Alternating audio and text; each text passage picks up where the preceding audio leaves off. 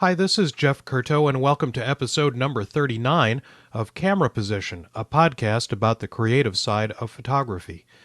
Well, a couple of business items first. First off, I'd like to thank those of you who have stopped by cameraposition.com, the blog page where the podcast episodes are easily downloadable, as well as some of the imagery that I spend time talking about. So if you're not able to view the images as you're listening to these podcasts on your iPod or other remote device, because they are enhanced podcasts, but some of you can't listen to or watch the enhanced podcast content, and I'll grant you the pictures are pretty darn small. So if you want to be able to get at some of those images, you can find them at cameraposition.com. The other part is I'm delighted to have those of you who are leaving behind comments on that blog page. I have turned on the registration portion, so you do need to register. I'm not doing anything or sharing those addresses in any way, that contact information, other than just trying to make sure I keep my spam quota down there. I'd rather spend the time that I would spend deleting spam making photographs and talking to you guys about photography. So you do have to register, but I hope it's not too big of a pain in the neck for you. And I appreciate those of you who have registered and who have left behind some commentary there. So thank you very much. Also, those of you who have gone to the Apple iTunes store, and the vast majority of you are subscribed to Camera Position through iTunes, something like 86% or some such, are subscribed through iTunes. Those of you who are, I would really appreciate anybody who goes and leaves a comment for Camera Position on the iTunes store. It appears as though iTunes positions podcasts both based on the number of downloads they have and also based on the way in which comments are left, and the significance of those comments appears to be fairly high in terms of where Apple places the podcast in the hierarchy of podcasts. So in my quest to find more listeners for Camera Position, I would greatly appreciate those of you who would go and leave a comment there. Those of you who have, I appreciate you doing so. And if you haven't, take a couple of minutes and go help me out in terms of promoting Camera Position. Also, if you send an email to a friend or two who might be interested in the content that we're presenting here, that would be greatly appreciated too. So another piece of housekeeping business, actually not housekeeping business, but friendly advice. Camera Position is a part of the Photocast network, and if you haven't visited photocastnetwork.com, I would recommend that you do, because it's a really terrific clearinghouse of high-quality podcasts, and I think you'll find something that you like there, which would include Iberian X Perillo's The Candid Frame. Iberian X Perillo is a photographer in his own right and also a writer and author about photography. And his podcast, The Candid Frame, is a series of interviews with photographers talking about what photographers are motivated by and the way in which they work and so forth and so on. His latest interview, which I think is certainly one of the best ones that I've heard so far out of a really stellar lineup of interviews, is with photographer Joel Meyerowitz, who in my mind is one of the most articulate spokesmen for photography to have come around in a long time. So if you get a chance, check out The Candid Frame. It's thecandidframe.com. Or you can type in The Candid Frame on the iTunes store, and you'll find Iberian X Perillo's really fine podcast, and I think you'll enjoy what you hear there, interviews with fine photographers. So thanks again for the support that you all are showing me out there, and I appreciate you being here, and I appreciate all of those of you who are new subscribers. For today's Camera Position, what I want to spend time talking about is mission. And I know there's going to be some of you out there who are in corporate environments who are going to shrink away from your computers or your iPods when I say these two words, mission statement. Because I know that some of you have been on mission statement committees, some of you have worked on mission statements. I know I have in my academic environment worked on mission statements, and often it's a painful experience, partly because you're working on a mission statement with a group of people. a group of people who all have different ideas and all have different motivations and so forth and so on. But what would happen if you created your own mission statement for your photographic work, for a photographic project? In Camera Position 29, 10 episodes ago, I had talked about the idea of looking at your past and finding out what it is that you're interested in life. And I want to dredge that up again and ask you as photographers, what do you care about? Where do you want to go? And without a sense of purpose, a project that you're embarking on in photography can fail, or at a minimum, not reach its full potential. An initial step, of course, is to find out and really decide what it is that you're passionate about, and do some internal polling and find out what it is that you really care about in the world. And that, I think, is going to be the ultimate source for the high quality imagery that I know that we're all looking for, is to find out what you really care about, what it is that is truly and genuinely interesting to you. So once you get that list, and I really recommend writing it down, and in fact this episode here is a lot about writing things down. Write down what it is that's important. Write down a list of the things that are truly important to you. And once you have that written down, think about how that passion can be translated into a photographic project. In other words, how can you tell the story of that passion in photographs? And to begin with, you have to answer some questions. What are you interested in talking about?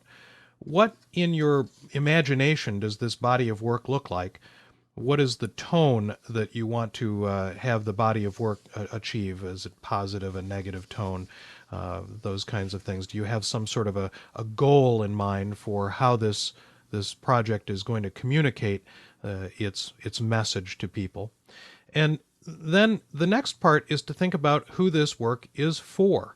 I often ask people, who are you making these photographs for? And they always say, well, I'm just making them for myself. I don't really care if anybody sees them. And I think that's kind of balderdash, quite frankly, because I think that ultimately we creative people, regardless of whether we're satisfied in our own selves by making pictures that we alone see, ultimately we want other people to see them. We want other people to share in the visual experience that we had, and we want other people to participate in our creative lives, and to be able to show people the things that we're seeing, and tell people the things that we're thinking about.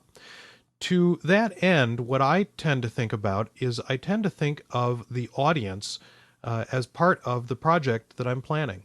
I try to think about who it is that I'm interested in having see these pictures, and I'd like to think about it in terms of a set of concentric circles.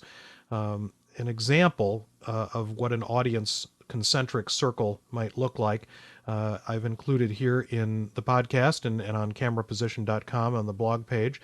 The idea of a photographer's circle of potential people who are going to be an audience for the work. So in the example that I've given, the people who would be most interested in seeing the work are those in the photographer's inner circle, his family, perhaps. Then next, his friends, and then any peers that he might have in the photographic world, and finally, others who might find the work interesting, like gallery owners or publishers, etc. I note this past week in a conversation with a student in the photography program where I teach. She had produced a body of work that surrounded the idea of prayerful hands, and had figured out a way to use that body of work as part of a worship service in her church service. So I find that to be really pretty extraordinary, the idea that audience can be anywhere, and places that you might not think of as an audience for your work can often be something that is a place where you can use that body of work and display those pictures to other people who may not be the traditional gallery or the traditional location where it is that you typically think of seeing photographed. Let's say you're interested in photographing hand tools. screwdrivers and wrenches and hammers. Who might be interested in that? Local carpenters, hardware stores, a variety of different kinds of people who might be just as interested in the idea of tools and the way they're used, or the reflective qualities of them as you are, but may not have thought about that. So begin to think about the way in which this work could experience a life that goes beyond what you might initially think of as its primary location or primary source. The idea that where you can go with this work is not limited to the traditional venues that you might think of displaying them in. So what I've included is both a sort of filled in concentric circle, and then I've also included a blank one for you to fill in on your own and figure out, who are the people who are first most interested in your work, the people who will look at the work regardless of whether or not they even like it, your family probably, and then take a look at who might be the next most interested people, photographic peers or people within a work group or some other folks that might be interested in taking a look at these pictures that you're producing, and so on and so forth until you kind of fill in this circle of folks who are going to be interested in taking a look at what it is that you're doing. Then as you're doing that, as you're sort of thinking about that set of concentric circles of audience, think about, in terms of trying to figure out who those folks are, think about things like who's going to benefit from seeing this work. What kind of reaction are you hoping for them to have? And the idea of who your audience is, I think, can factor into this idea of figuring out what it is that your project is. The last part, and again, my apologies to those of you who serve or have served in corporate environments and have dealt with this mission statement idea, is to create a mission statement. Now, for those of you who have not dealt with mission statements, consider yourself fortunate if you haven't had to deal with the giant committee of mission statement creation. But the idea of a mission statement is to make a clear and concise declaration of purpose. And I always sort of think of a mission statement that I create for myself for a project or for a large body of work, a lifetime of work perhaps. I think of it as a compass. It helps you by allowing you to define a direction and then be able to reference that direction as you both begin to work and as you continue to work on the project. So your mission is something that that what it is that, there's where you're going. That's what you're aiming at. So your mission statement acts as an affirmation of your intent, allowing you to state what you want and offering you a foundation to build upon. And what you can do is really use these questions that I've just suggested that you ask. Who's your audience? What is it you care about?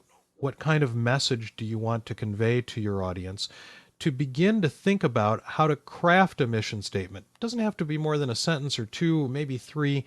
The idea that what it is that the mission statement will accomplish for you is this notion of being able to define a purpose, to define where it is you're going, and to use that as a sort of rubric or as a barometer to kind of figure out, where am I going with this work, and what is it that truly interests me about this work?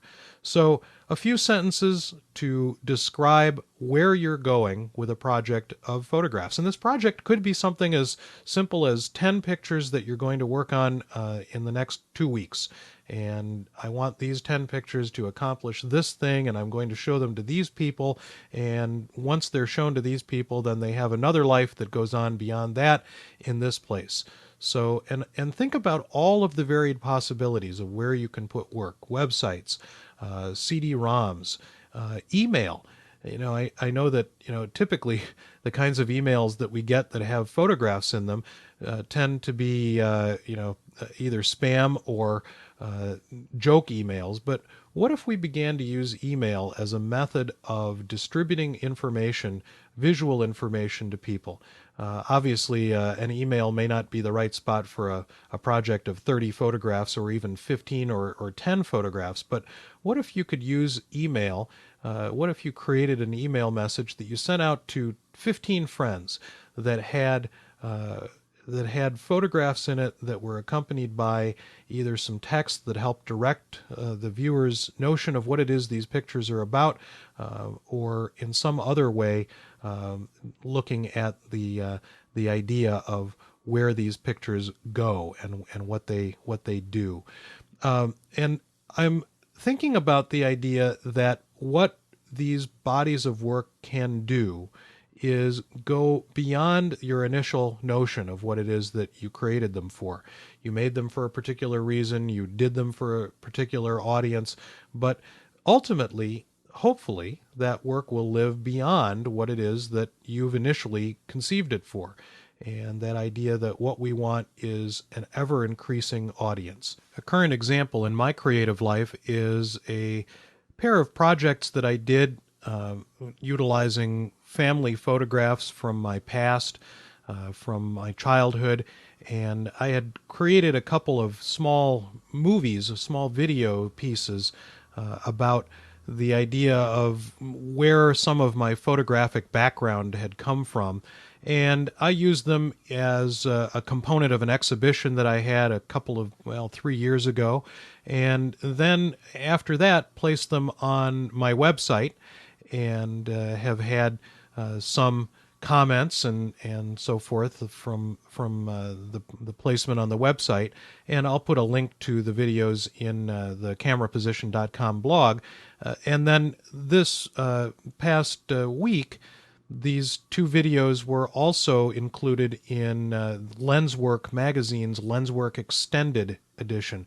For those of you who are familiar with Lenswork, you may know that it's both a printed publication that appears every other month, as well as a CD-ROM version which contains extended information, larger portfolios by the photographers represented in the printed magazine, as well as additional content. And so Brooks Jensen, the editor of Lenswork, asked me if I would be interested in putting these videos in Lenswork Extended, and I'm pleased to say that they are in this current issue of Lenswork Extended, which I believe is issue number 67.